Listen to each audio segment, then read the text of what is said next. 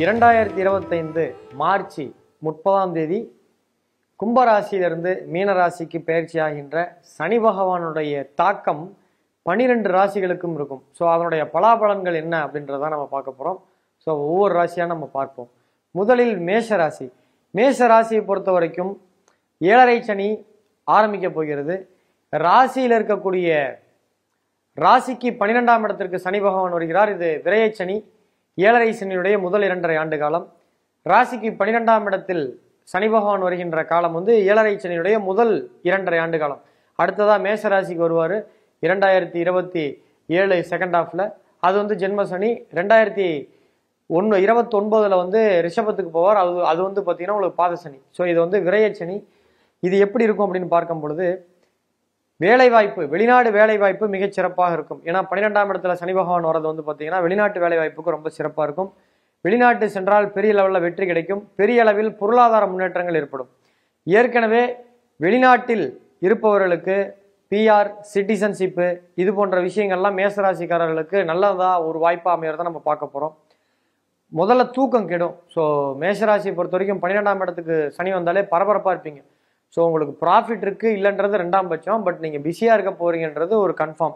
So தூக்கம் கெடும், அதிகமான வேலை சுமை இருக்கும். அதனால் ஸ்ட்ரெஸ் எல்லாம் அதிகமாகுவீங்க.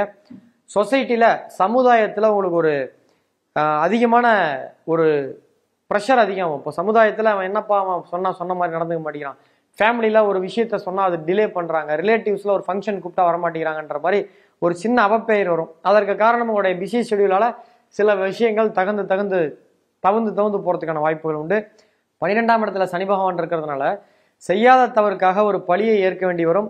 யாருக்கும் இந்த டைமில் நீங்கள் அட்வைஸ் பண்ணக்கூடாது. ஏன்னா 12ஆம் இடத்துல சனி இருந்து 3ஆம் பார்வையாக அவங்க ராசிக்கு 2ஆம் வீட்டை பார்ப்பார். இப்படி இருக்கும் பட்சத்தில் நீங்கள் யாருக்காவது ஒருத்தவங்களுக்கு ஆலோசனை சொன்னீங்கன்னா அந்த ஆலோசனையுடைய முடிவு தப்பாக போயிடும். கடைசியாக நீங்கள் ஆலோசனை சொன்னதுனால தான் தப்பாக போயிடுச்சு அப்படின்ற மாதிரி ஒரு கான்சிக்வன்ஸ் தப்பாக போகிறதுனால நீங்கள் ஐடியா கொடுத்தா இப்படி ஆயிடுச்சுன்ற மாதிரி பேர் வரும். அதனால் இந்த டைமில் மேசராசிக்காரங்க யாருக்கும் அறிவுரை சொல்லாதீங்க, யாருக்கும் அட்வைஸ் சொல்லாதீங்க. யாராவது உங்ககிட்ட ஆலோசனை கேட்டால் கூட எனக்கு இதை பற்றி தெரியாதுப்பா, நீ வேற யார்ட்டா கேட்டுக்கோப்பா அப்படின்னு சொல்லிட்டு இதை ஸ்கிப் பண்ணிவிடுங்க, அவாய்ட் பண்ணிவிடுங்க. ஸோ இது தேவையில்லாத உங்கள் பேருக்கு ஒரு களங்கம் வரும். ஸோ யாருக்குமே வேலை விஷயத்தில் ரெக்கமெண்ட் பண்ணாதீங்க. அவங்க செய்கிற தப்புக்கு நீங்கள் ரெஸ்பான்சிபிலிட்டிஸ் எடுத்துக்கிற மாதிரி வந்துடும். நம்மை சுற்றி உள்ள அனைவரிடமும் தர்க்கம் செய்யக்கூடிய சூழல் ஏற்படலாம்.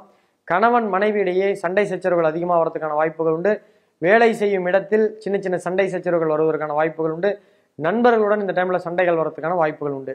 அதே போல் 12ஆம் இடத்தில் சனி இருக்கும் பொழுது தான் ஒரு இடத்துல தேங்கி ஒரு இடத்துலயே கிடப்பாங்க. இது எப்படி நம்ம சொல்ல வரணும்னா, சுய ஜாதகத்தில் எல்லாருக்கும் ஒரு பர்த் சார்ட் இருக்கும். இப்போ மேசராசிக்காரங்கன்னா எல்லாருடைய மேசராசிக்காரங்களுக்கும் இந்த ஆப்டாகாது.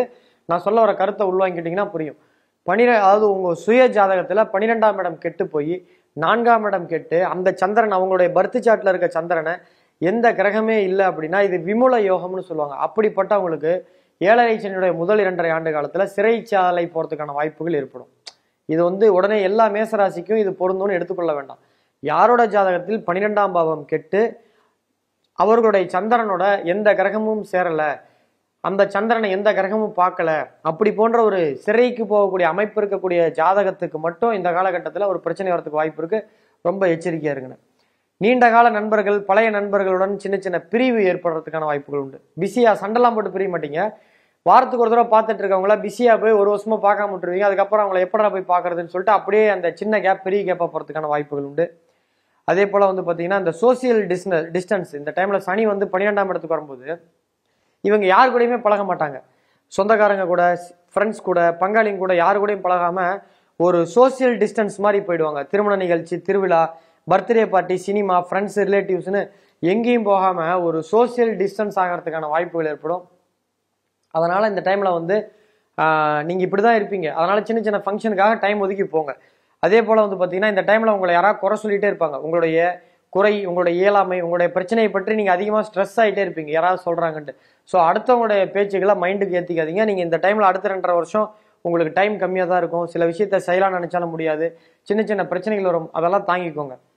இதெல்லாம் ஒரு பக்கம். மேசராசிக்காரங்களுக்கு உங்களுக்கு பயம் அதிகமாகும். இந்த டைமில் தன்னை பற்றிய பயம், தன்னை பற்றிய ஒரு பரிதாபம், மற்றவங்க கிட்ட போய் செல்ஃப் காம்ப்ளெக்ஸ். நல்லா இருந்துட்டு இப்போ திடீர்னு நல்லா ஃபிட்டாக இருந்த மனுஷன் சுகர் ஒல்லியாக போனால் வெளியில் போகிறதுக்கே கூச்சப்படுவாங்க. அந்த மாதிரி ஆகிறதுக்கான வாய்ப்புகள் உண்டு. ஸோ இந்த டைமில் வந்து நீங்கள் அந்த மாதிரிலாம் நினைக்கக்கூடாது. 12ஆம் இடத்துல சனி இருக்கும் பொழுது ஒரு விஷயத்துக்கு அடிக்ஷன் ஆவாங்க. ஆல்கஹால், ஸ்மோக்கிங்கு, குட்கா, பான் மூவிஸ், வீடியோ கேமு, இந்த மாதிரி ஒரு பழக்கத்தில் வெளியில் வர முடியாத பழக்கத்தில் மாட்டினவங்களுக்கு எல்லாமே இந்த 7.5 சனியுடைய முதல் 2.5 ஆண்டு காலத்தில் தான் அந்த பழக்கம் ஏற்பட்டிருக்கு.